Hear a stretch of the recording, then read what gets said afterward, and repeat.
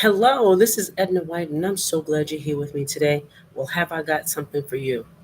I am going to be talking about 4 ways that the strong Black woman syndrome keeps us broke and broken. So let's get started. Strong Black women syndrome calls on Black women to be the problem solvers, chief caretakers, and the end all be all for everyone in their lives except for themselves. Essentially, the strong Black woman syndrome demands that Black women never buckle, never feel vulnerable, and most importantly, never ever put their own needs for themselves above anyone else. Not their children, not their communities, not the people whom they work for, no matter how detrimental it is to their well being. Now, I know, as a community, we're slowly coming to terms with the emotional and spiritual dis-ease of the syndrome. But sadly to say, it has ravaged us so far that the implications are numerous and are very glaring. So let's unpack this baggage of the strong Black woman syndrome and get rid of the unrealistic cultural misnomers and see where we can get stronger so that we don't end up broke and worse off broken. Number one, the strong Black woman syndrome produces financial underachievers.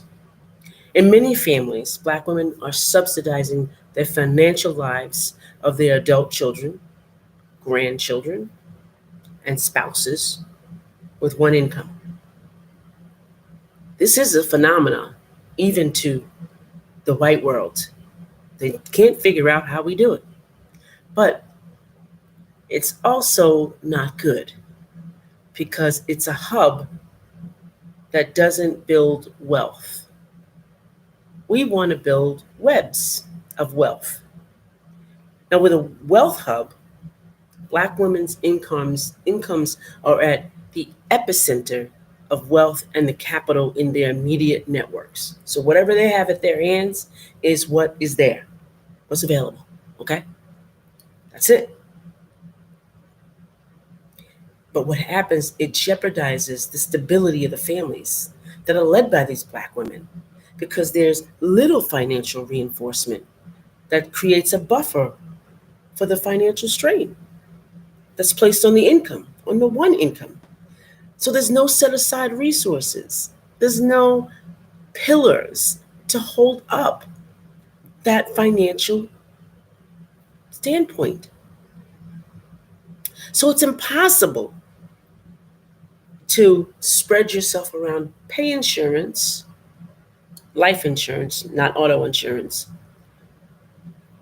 burial insurance, pay for wills, put money away in CDs, mutual funds, investments, stock options, put money in a bank account, put money in an emergency account, put money in a savings account, put money in your 401k.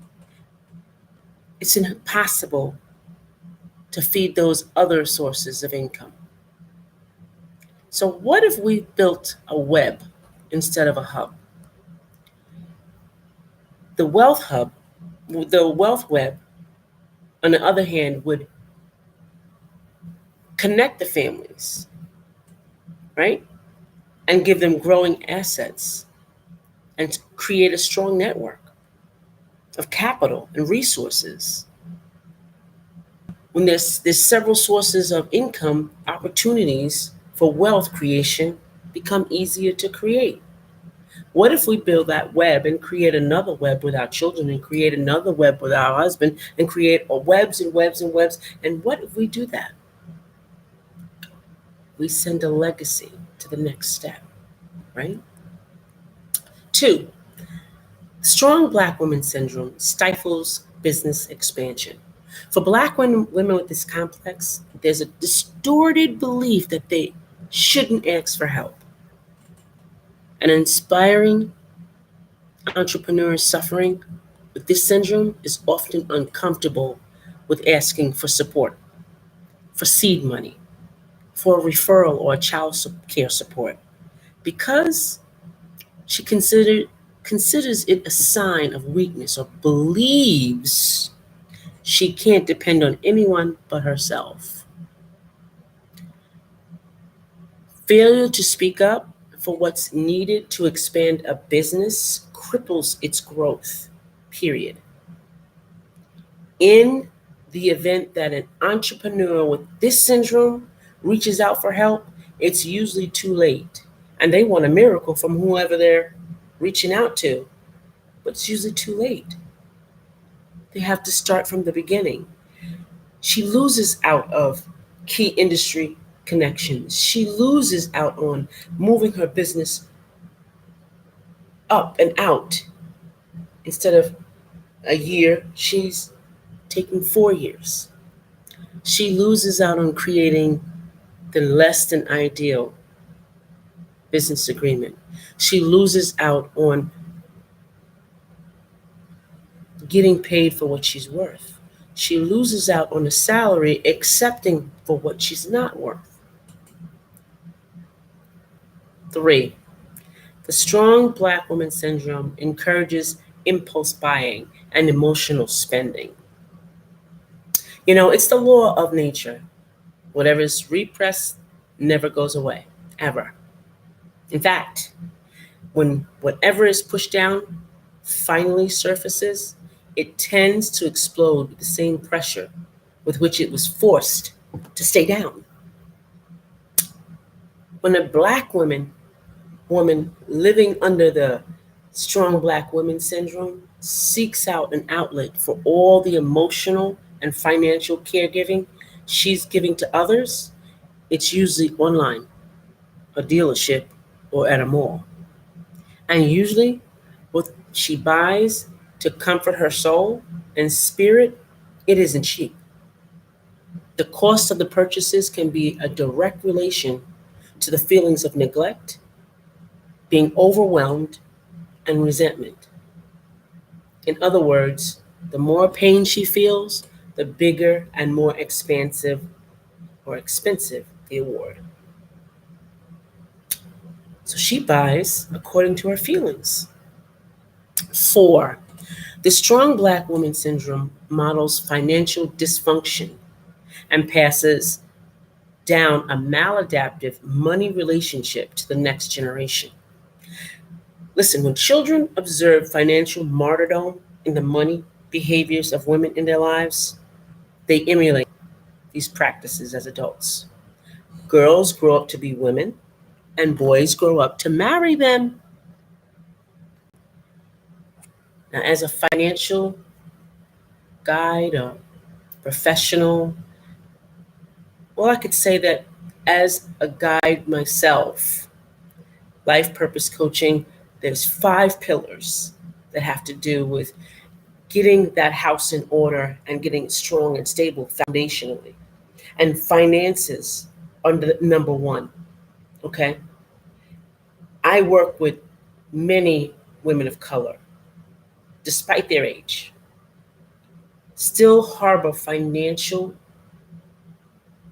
predicaments or patterns from their parent, which their mother. And they still carried it on and tried to dress it up to make it look nice that no, that's not it. And they try to hide it, no, that's not it. And they don't have enough and they're still carrying on that same predicament, same financial predicament, let me just say, back to their own lives. They don't have enough. They're not asking for getting paid for what they're worth. They're just not asking for help. They're not getting the support. They're not doing the things that make them strong, that make them independent. Because at one time I thought strong and independent were the same things. They're not. So even if you're paying all your bills, stealing from Paul to pay Peter, taking less of a salary just so you have a job, you're still unhappy. Being in a marriage because financially you all can make it yourselves. But if you go out alone and leave, you don't have any other way. You're still unhappy. Yeah, I know. Let me tell you this. The strong black woman syndrome, it's racist. And it's a sexist archetype. It was created to emotionally and financially marginalize black women. So why keep it going? Stop saying you're strong. You may be independent, but you can be strong and you can be vulnerable, but you don't have to be a strong black woman and have the syndrome. It keeps black women far from emotional happiness and financial wellness, thus limiting their access to their full potential. Beware. This is Edna White signing out.